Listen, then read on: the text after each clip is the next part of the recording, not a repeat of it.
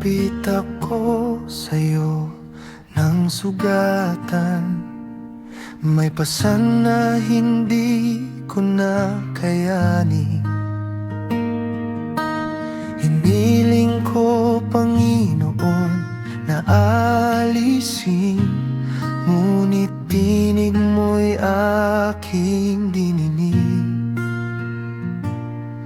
Sa katahimikan, ikaw ay nagsalita, hindi ginhawa, kundi lakas ang dala.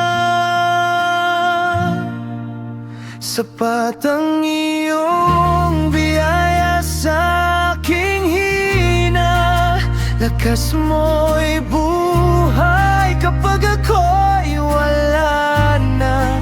Sa aking pagluha at pagluhod,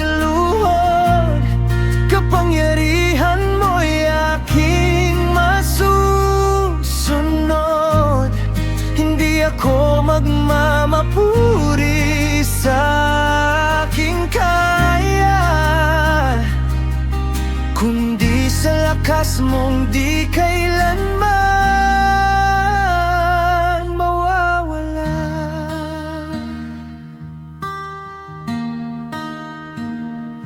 Bawat sugat ay patunay ng iyong pag-ibig, bawat luha'y tanda na di mo ako iiwan. Sa aking kahinaan, ikaw ay naroon, hinahawakan mo ang aking mga kamay ngayon. Ang inakala kong aking pagkatalo, doon mo ipinapakita ang iyong plano. Sapat ang iyong biyaya sa aking hina, lakas mo'y buhay kapag ako'y wala na. Sa aking pagluha at pagluhod, kapangyarihan mo'y aking masusunod. Hindi ako magmamapuri sa aking kaya, kundi sa lakas mong di kailanman mawawala. Kaya ako'y magpapahinga sa aking kahinaan, dahil si Kristo'y nabubuhay sa aking katauhan. Kapag wala na akong maibigay,